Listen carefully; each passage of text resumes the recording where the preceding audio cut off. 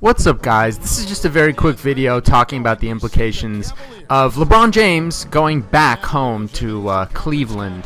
And I just want to apologize beforehand saying that, these rosters aren't necessarily accurate, but for the sake of the video, I made it anyway.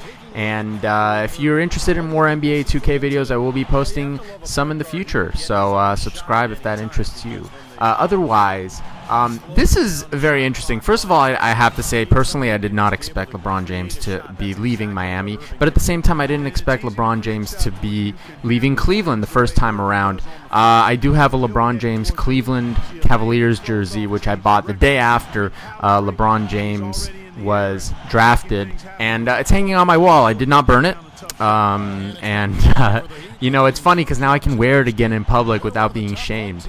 But this is a very interesting thing. I think that obviously LeBron knew that if he were to stay in Miami, he would have a better chance of winning a title this year specifically. Now, obviously, the big three weren't what we all thought they were going to be. Now that it's officially over, I can kind of talk about the big three and how they didn't really meet up to expectations. LeBron shined, and Wade and Bosh kind of subpar shined.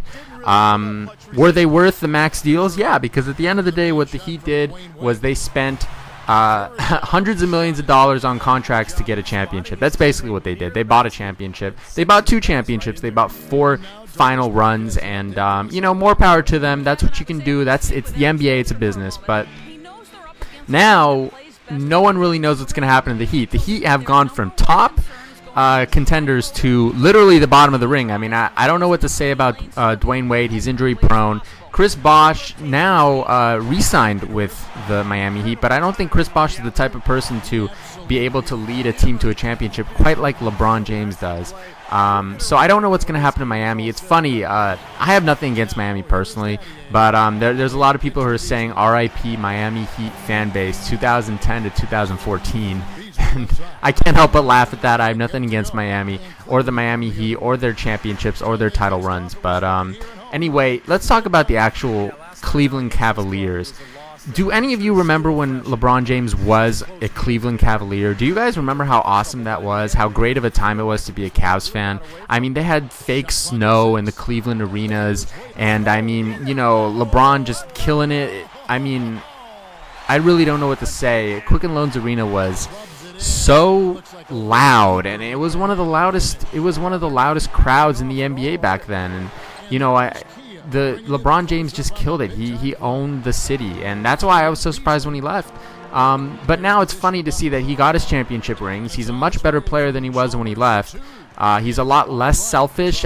He was never really a selfish player, but he was leading the league in scoring, and now his assist numbers have risen, and everything has risen, really. He's just a better overall player. He's more mature, and I think it's going to be very interesting to see how he matches up with Kyrie Irving. Now, he said that he wants to make Kyrie Irving one of the best point guards in the NBA. Fact is, he's already one of the best point guards in the NBA, and I see him more of a scoring point guard, although he can pass the ball. It's going to be interesting to see the dynamic between Kyrie Irving and LeBron James, how they work out together. But there's also speculation of Kevin Love being traded to the Cleveland Cavaliers, and that's why a lot of people are not talking as much about Andrew Wiggins, and him playing the 2 would be very interesting to see. But a lot of people are saying that he's going to get traded. A lot of people are expecting Kevin Love to be the 4 of the Cleveland Cavaliers. They don't really have a 5. They have Anderson Varejao. They got rid of Spencer Hawes, I believe. Or he signed with the Clippers. That's going to be... I see a big gap in the middle, but at the same time, LeBron James can play the 4 very successfully. And it's going to be interesting to see if Kevin Love is going to be traded to the Cleveland Cavaliers. It's a very interesting thing to see because no one really expected this. To a lot of people, it was more of a fantasy fairy tale sort of storybook ending, and not really something that a lot of people actually expected. And it's interesting to see, and I want to end this video by going off of a quick note and saying that it's funny to see the biggest icon in sports at the moment. Undisputedly, I think LeBron James is the biggest icon in sports. And to see someone that huge choose Cleveland, of all the options that he's been given, it's interesting to see him choose Cleveland. Not a lot of people have chosen Cleveland. I think it's 1964 is the last time they won any major championship. The Indians, the Browns, the Cavaliers, they've all had strings of not really being successful, and it's just drought city, a lot of people call it, which is kind of messed up in my opinion.